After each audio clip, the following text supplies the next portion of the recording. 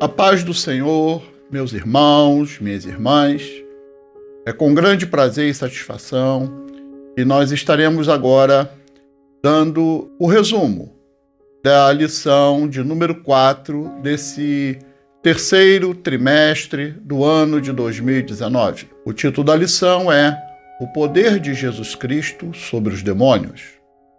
Essa lição será ministrada no próximo domingo em classe, dia 28 de julho de 2019. Irmãos e irmãs, quero mais uma vez agradecer do fundo do meu coração as visualizações, os comentários, as inscrições, os likes que os irmãos têm deixado. Peço também que, se os irmãos puderem, compartilhe esse vídeo com os demais irmãos e amigos. Posto isso, vamos dar início ao nosso breve comentário.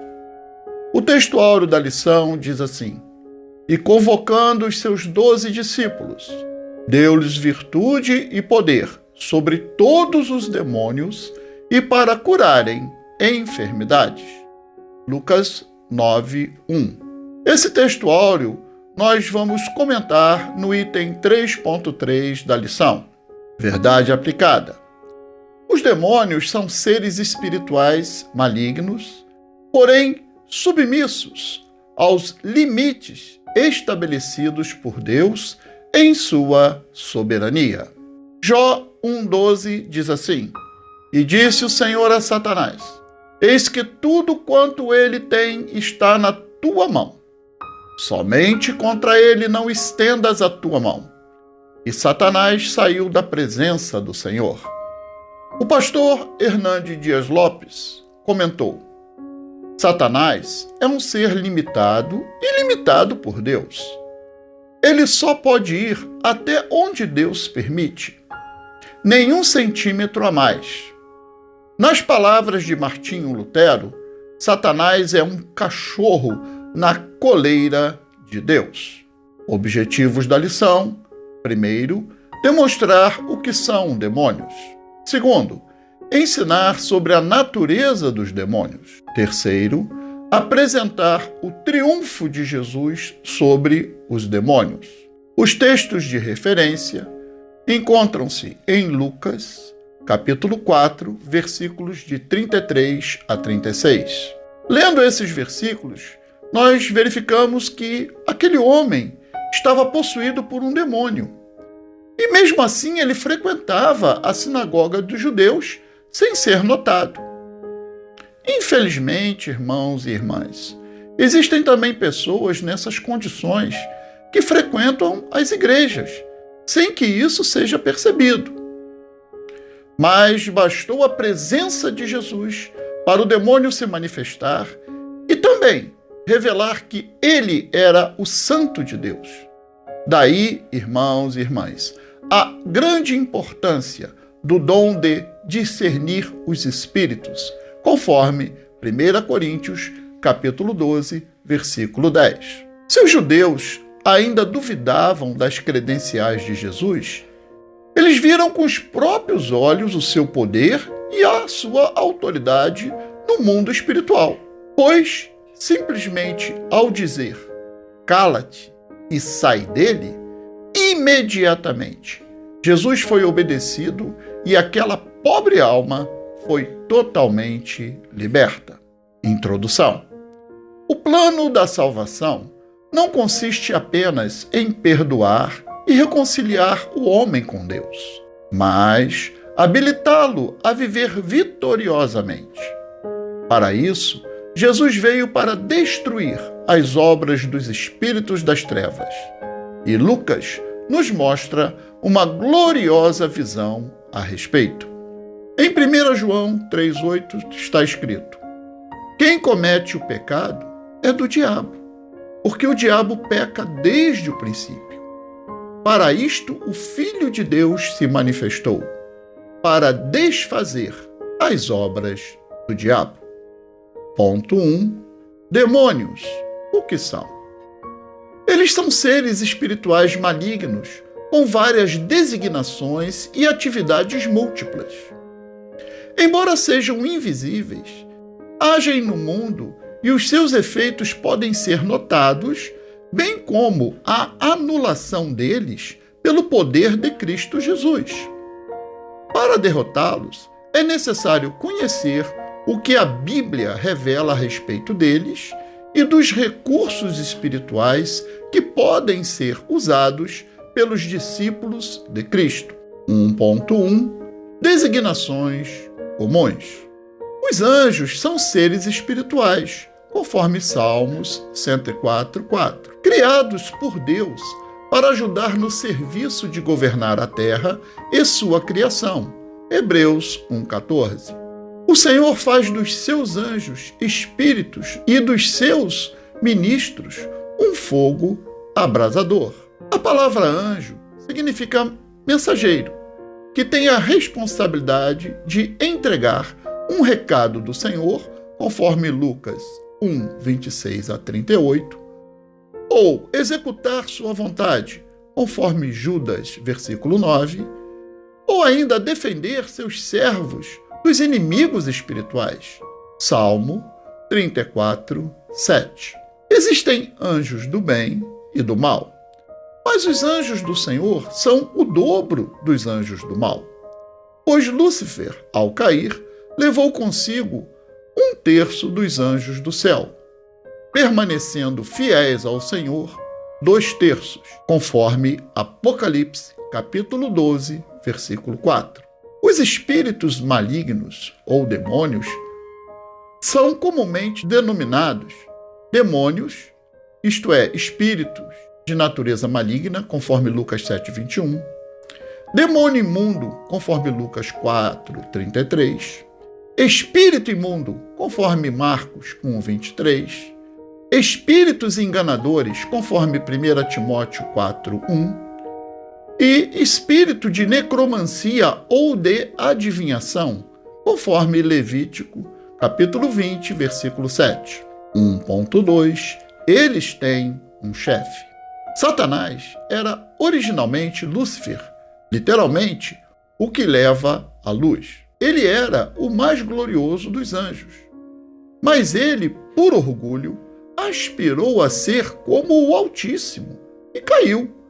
Podemos ver isso em Ezequiel 28, de 12 a 15, e Isaías 14, de 12 a 15. Ele, como já vimos, levou consigo 1/3 dos anjos, conforme Apocalipse 12:4, tornando-se, a partir daí, Satanás, que significa adversário, conforme Lucas 10:18.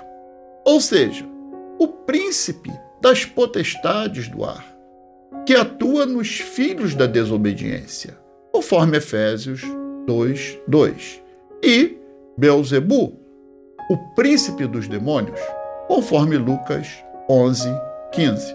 Irmãos e irmãs, é por isso que não se deve dar cargo ministerial a crente neófito, pois podem se ensoberbecer, conforme Lúcifer, e cair na sua mesma condenação, conforme 1 Timóteo, capítulo 3, versículo 6. 1.3 Demônios, os inimigos de Deus. Como vimos, os demônios são inimigos de Deus.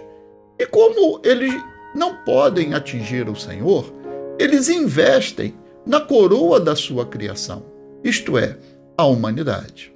Agindo, por exemplo, da seguinte forma: primeiro, tentando desviar para si a adoração, devida somente a Deus, em troca de vantagens materiais, conforme Lucas 4, de 6 a 8. Segundo, cegando as pessoas para que a luz do Evangelho não resplandeça sobre elas, conforme 2 Coríntios 4:4. Terceiro, fazendo apostatar da fé os que são enganados, dando ouvidos às suas doutrinas heréticas, conforme 1 Timóteo 4:1. Quarto, impedindo a frutificação da palavra de salvação no coração daqueles que inicialmente a recebem, conforme Lucas 8, versículos 5 e versículo 8. Quinto, oprimindo e atormentando as pessoas, conforme Lucas 6:18. E, sexto, causando enfermidade nas pessoas, conforme Lucas 9, de 37 a 43. Ponto 2. A natureza dos demônios. A natureza dos demônios resume-se em fazer oposição a Deus e ao homem. As atitudes reveladas no Evangelho de Lucas, bem como em toda a Bíblia, provam e ilustram de modo categórico a natureza perversa que estes seres assumiram. 2.1. Eles são tentadores. Dois grandes exemplos de tentação: no Jardim do Éden, Gênesis capítulo 3, e do próprio Senhor Jesus no deserto, Lucas 4, de 1 a 13. Três formas de não cair em tentação: orando, conforme Lucas 11, 4 e Lucas 22, 40, vigiando, conforme Mateus 26, 41, e exercendo o domínio próprio, conforme Gênesis 4, 7 e Tiago 1, de 3 a 5. A primeira estrofe do hino 75 da harpa cristã diz: tentado não cedas, ceder é pecar, melhor e mais nobre será triunfar. Coragem, ó crente, domina o teu mal, Deus pode livrar-te de queda fatal. Stephen King, um escritor norte-americano, disse o seguinte: antes da vitória vem a tentação. E quanto maior os louros a conquistar, maior a tentação a que é preciso resistir. 2.2. Eles possuem pessoas e animais. Dois exemplos de possessões demoníacas em pessoas: Saul, conforme 1 Samuel 16, de 14 a 23, e Judas Iscariotes, conforme João 13, 27. Dois exemplos de possessões demoníacas em animais: na serpente, de Gênesis 3, identificada em Apocalipse 12, 9, e nos porcos, em Lucas 8, versículos 32 e 33. 2.3. Eles são agentes de enfermidades. Dois exemplos. Primeiro, uma mulher encurvada, Lucas 13, de 10 a 16. E um homem mudo, conforme Lucas, capítulo 11, versículo 14. Irmãos e irmãs, qualquer que seja a origem de uma enfermidade, o nosso Senhor e Salvador Jesus Cristo é poderoso para curá-la, conforme Lucas, capítulo 4, versículos 40, 41. E ele nos concedeu autoridade para isso também, conforme Marcos, capítulo 16, versículos 17 e 18. A primeira estrofe e coro do hino número 7 da harpa cristã diz: contra os males deste mundo, Deus nos vale só. Não há mal que Deus não cure, pois de nós tem dó. Cristo cura sim. Cristo cura sim. Seu amor por nós é imenso. Ele cura sim. Ponto 3. Como Jesus lidou com os demônios. Assim como a luz ilumina as trevas, não há qualquer acordo entre o Senhor Jesus e os demônios. Ele veio para desfazer as obras deles entre os homens. Embora Jesus estivesse na condição humana, estava também na condição de servo de Deus para confrontá-los e expulsá-los e outorgar aos seus discípulos autoridades sobre eles. 3.1.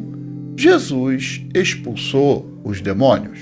Irmãos e irmãs, Jesus expulsou os demônios, como já vimos anteriormente, porque ele foi ungido pelo Espírito Santo para isso, conforme Lucas 4,18. E aos demônios cabia tão somente se submeterem a ele e à sua ordem, pois eles o reconheciam, conforme Lucas 4:41, Lucas 8:26 a 33. 3.2 Jesus ensinou sobre os demônios. Jesus ensinou sobre os demônios que eles podem, primeiro, habitar, possuir, enfermar, dificultar a aceitação e propagação do Evangelho, como já vimos. Segundo, eles podem matar, João 10:10. Terceiro, agir sem serem notados, Lucas 13, de 11 a 13. Quarto, dependendo da sua casta, eles podem resistir à ordem de sair, havendo necessidade de jejum e oração para serem expulsos. Lucas, capítulo 9, versículos de 37 a 45. Quinto, voltar com mais 7 para possuir uma pessoa que não dá lugar ao Espírito Santo após ser liberto, conforme Lucas 11, versículos de 24 a 26. 3.3 Jesus deu poder e autoridade sobre os demônios. Conforme Lucas 4:18, o homem Jesus foi ungido pelo Espírito Santo para também libertar os cativos e os oprimidos. E ele conferiu tal poder de usar o seu nome aos 12, conforme Lucas 9:1, aos 70, Lucas 10, de 1 a 20, e, após a sua ressurreição, a toda a igreja, conforme Marcos 16, 17. Cabe aqui ressaltar que só aqueles que foram devidamente credenciados pelo Senhor é que podem usar o seu santo nome para expelir demônios, como, por exemplo, Paulo, em Atos 16, 18. Caso contrário, estarão sujeitos a passar vergonha, como alguns judeus exorcistas mencionados em Atos 19, de 13 a 16. A terceira estrofe do hino 273 da harpa cristã diz: quando o grande tentador a minha alma combater, pela graça do Senhor, todo o mal hei de vencer. Conclusão: os demônios não são forças, fluidos ou criação da mente humana. São seres reais, pessoais e estão em ação.